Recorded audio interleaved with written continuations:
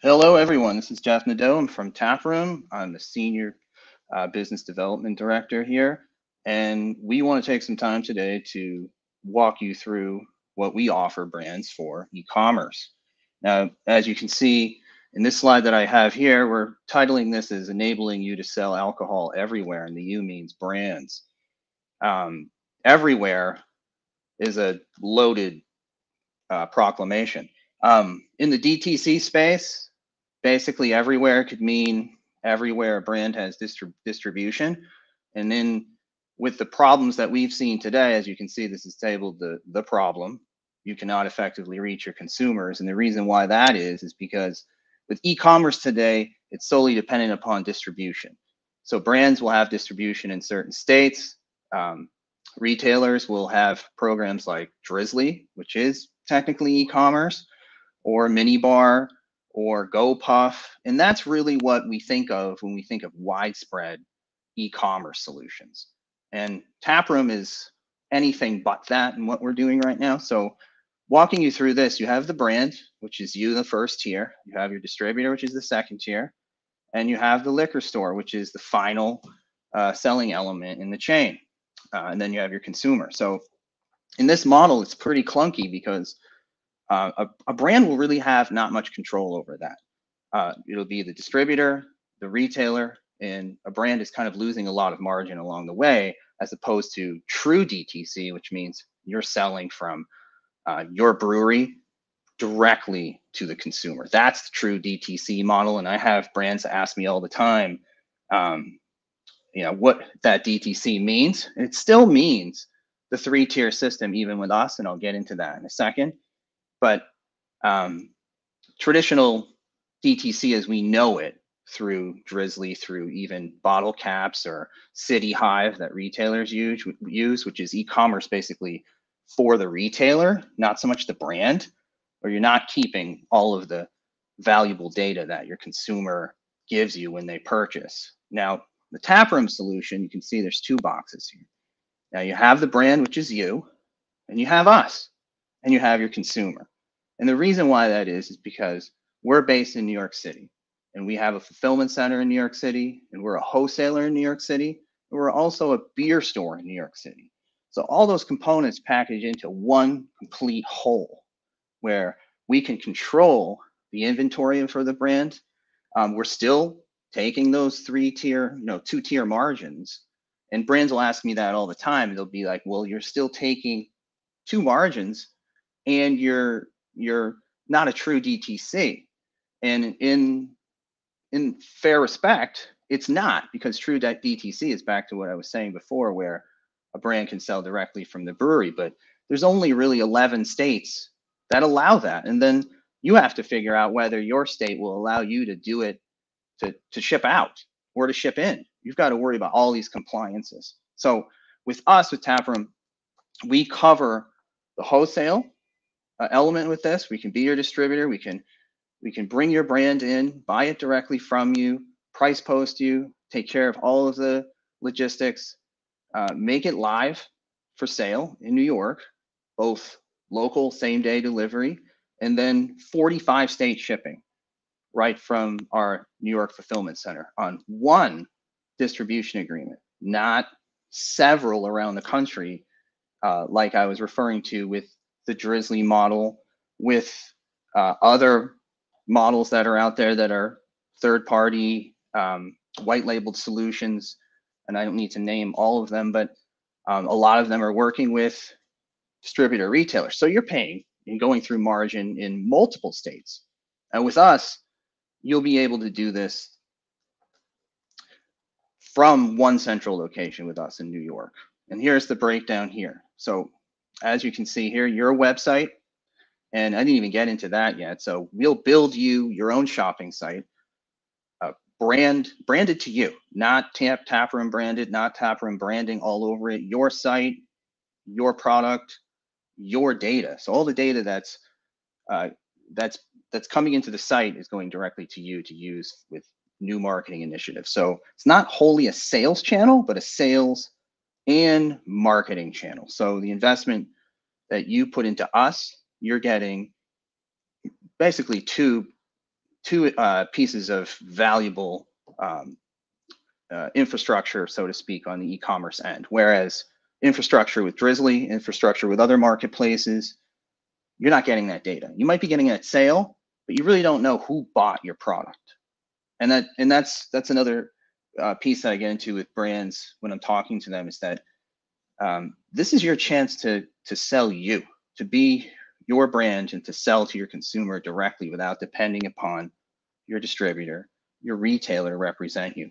Now, I come from a retail background, and in the wine and beer space for the last 20 years, and I got to know the products that I worked with really well, and suppliers had no idea. They didn't even know that I even am carrying the product most of the time. I mean, depending on if it's a small wine producer who would know us, but generally speaking, they have no idea. They have no idea who the consumer is either. And I just found that to be really mind-blowing, in the sense that you could be selling a product out there, but you really don't know who your consumer is. So with this platform that we're offering, brands will be able to do that for you. So let me just quickly go through this slide. So you have your website, you have the fulfillment through us, you have fast shipping, same day delivery in New York City, very cheap to the consumer. And then you have a CX team that's following every order locally and across the country. Shipping costs are handled by us. The brand is not paying for anything other than one monthly cost to us. There's the PII that you get, and then marketplace placements. That means we also have a marketplace. We have TapRm.com, where we started out from in 2018, 2019 through COVID, us being a distributor and a wholesaler and having a marketplace to also sell products on. That's where we got our start, but then we quickly realized that that's not enough. So now it's a secondary channel where you can gain organic sales through in New York, where we have a huge viewership.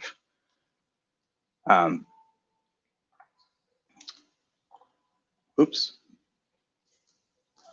Why TapRm? Now this is a slide I really love talking about, where you have the value in the middle and then you've got the two arms. So in a lot of third-party applications like this, you're getting either one or the other arm, and sometimes not very well on either one of those things. So with this, you have the distribution partnership like I was talking to about, and then on the other side, you have the e-commerce piece. And in the middle, you're getting all of this value because you have two sales channels, primarily the e-commerce side, but we can also sell your product on the streets of New York City, Metro New York, a little bit upstate into Westchester. The B2B team that we have is solid, but it's not the be all and end all of what we do, but it is something that other third parties just aren't capable of doing. But with that unique setup, we're able to do that. Shipping coverage, 45 states for beer brands, for cider brands, for kombucha brands, for any fermented malt beverage brands out there. We're able to reach 45 states of your choice. They don't all have to be live all the time. We always tell brands that you really want to come into this with a targeted approach to how you want to use the direct-to-consumer platform. And we'll get into that in a second when you meet Hannah Heath, who's our marketing director, who's going to come on next year in a few minutes to give you guys some ideas on how you can use this once you have it effectively, because this is only one piece of it, is having us building the platform for you, but there it is sitting there. You've got to do something with it, and having a real focus and approach to how you go about marketing to your consumer is going to be the measure of success with this. And then finally,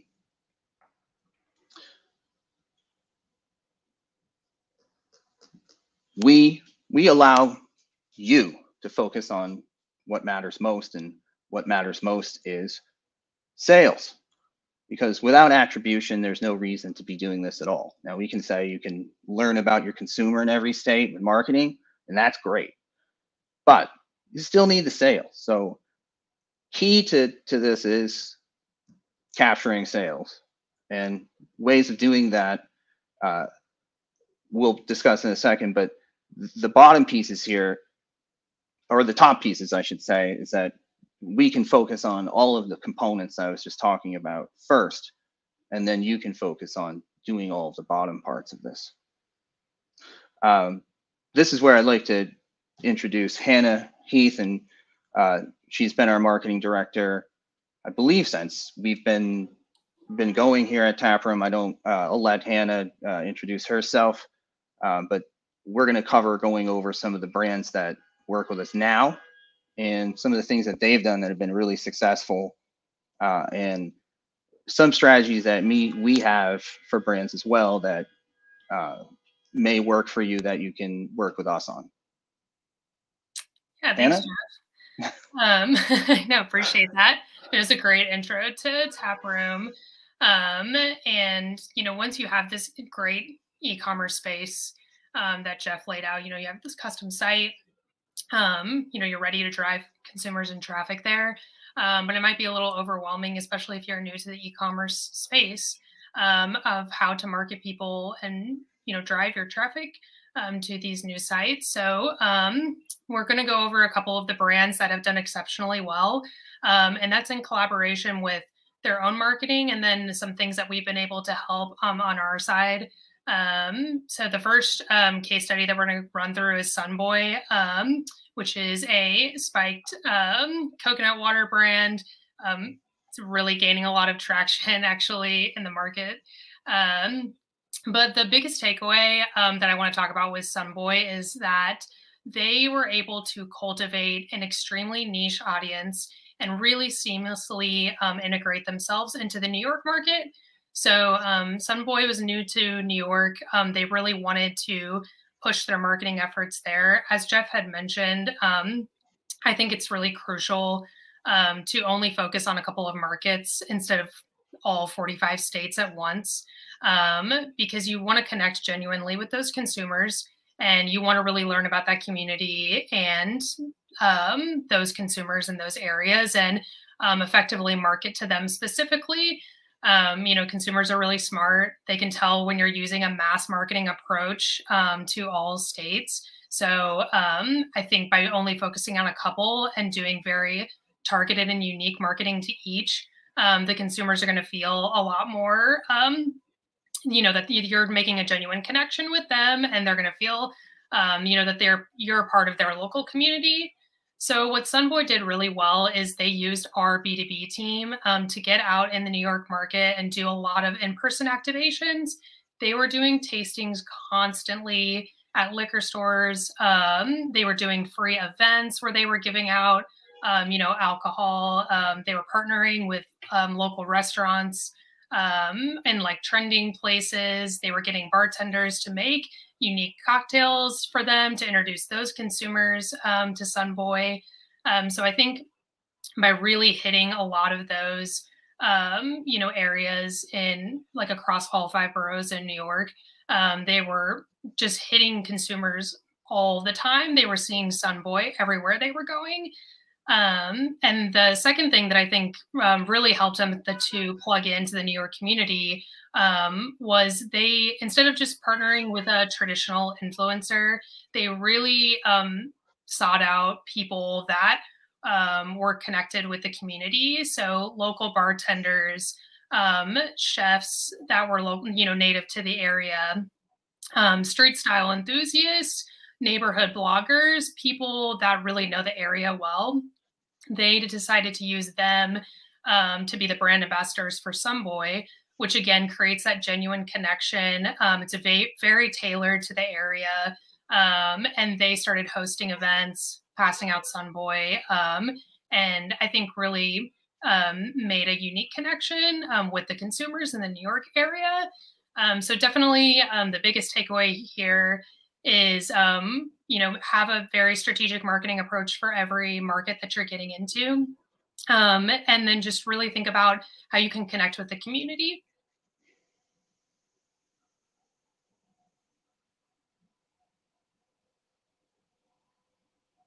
And then, yeah, we can go to the next the next brand, I think. Perfect. So NECTAR, I love this one, especially because I think the biggest question I always get for new brands that come on, they're not only, you know, new to the e-commerce space, but they're typically pretty new to the social game. And you know, it's not just one platform anymore. It used to be pretty strongly Instagram, and now you have TikTok and Be Real, and like Twitter is making a comeback, and LinkedIn is, you know, still very relevant. So again, can be a very overwhelming experience when you're thinking about your marketing strategy for e-commerce. So if you are struggling with, you know, your social plan, I highly recommend following NECTAR Hard Seltzer on Instagram and TikTok, because they pretty much built their brand using TikTok specifically. And they were really able to cultivate this mass following by being extremely transparent. So what they did is they were actually a failing brand. They turned to TikTok. They said, we're going to be extremely transparent, say that we're struggling, see if people are going to be interested in trying our product. And they ended up getting a ton of people to show up at BevMo. They sold out their product immediately, and they saw the success of this, and they said, okay, we're just going to have people write in, see if they want, you know, NECTAR in their area. And they started keeping track of how many consumers would reach out to them and say they wanted to try the product. And then they were able to use that demand and go to stores in different areas and say, hey, we have 1,000 to 2,000 consumers that want to try this product. And they would get a lot of interest from stores. So that's how they were able to really jumpstart their business, start getting into stores without a distributor.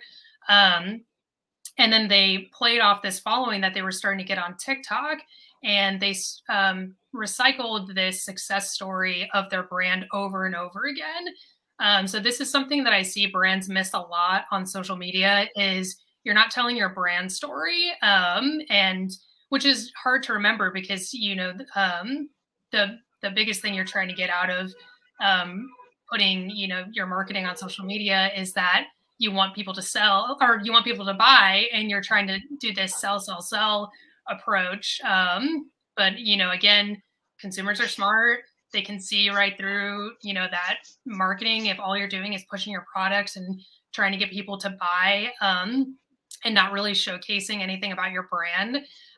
So I love that NECTAR continuously tells the story of how they were actually failing, how they kind of were this underdog and then succeeded. And they did that through their consumers. And so I think their consumers feel a big part of, you know, the brand success story. And they feel very connected with them because they include them a lot in their brand success story that they tell over and over again. So definitely remember to do that on social media. The other thing that NECTAR does extremely well, they are like content creator champions, and they do jump on trends, but only ones that fit their brand strategy that they already have in place. So it can be really easy to just do trend after trend after trend. But I think really picking and choosing which ones fit with your, you know, brand aesthetic that you're trying to go forward with is going to come off as a lot more original and unique than just doing the recycled trends that everyone else is doing. And if you're struggling with doing content that isn't as salesy, thinking about, you know, other pieces of content that you can bring to the table can help with your brand awareness without it being too, you know, salesy and pushy. So NECTAR actually went ahead and made their own podcast as well. That really doesn't have anything to do with the drink brand. It's more just conversational local celebrities that they interview. And then they, you know, drink NECTAR during the show. But I think it's a genius approach to their marketing because it's a lot of brand awareness without being salesy at all. So yeah, moral takeaway for NECTAR is, you know, communicating your brand awareness and your story consistently across your social media channels. Hey, Hannah, I wanted to just quickly touch on something you mentioned that I wanted to say, and I missed when I was going through the distribution piece, is that it's really key that the data that NECTAR acquired to use that as leverage, and you were pointing that out with new distribution that they want to get across the country. Now, brands should always be thinking of that instead of, like I was saying before, trying to get distribution in every state so that you can be live in every state with product.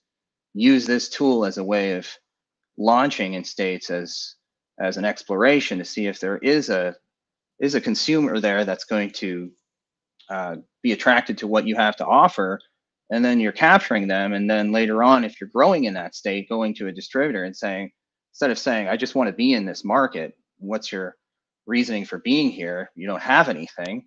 Well, now you'll have, consumer data telling that there is an active buyer, to give you more leverage with distributors that you want to accumulate across the country. Exactly. Yeah, no, that's a great point. I think it's very compelling when you already have a strong consumer base when you go to the distributor. Cool. And then we can move on to our last case study. Yeah, this one I'm very excited about, but yeah, Hannah, take it away. No, me too. Yeah, so this case study is a little more unique. Run the Jewels, if you're not familiar with, is a rap group that TapRm has recently started working with. And obviously they're already famous in their own right. And I really love the approach that they decided to take when deciding to launch into the alcohol industry, because there already are so many celebrity-backed, alcohol brands and beer brands, and then the market in general is already saturated. So instead of making their own beer brand, they decided to collaborate with already well-established breweries in cities across the U.S., breweries that already had a great following and were highly respected. So they're not just making like another, lager. They're making a truly great craft beer and partnering with somebody that already has a cult following too. So this is great for a couple of reasons. One, they have for every drop now is extremely exclusive and limited. So already you have a ton of sense of urgency to purchase. The product's not going to last forever. It's a limited run.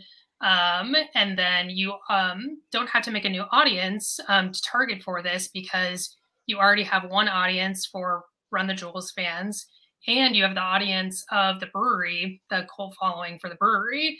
So now you're bringing these two together. You already have a very strong audience there. I mean, their products sell out every time we do a new drop, which is really exciting.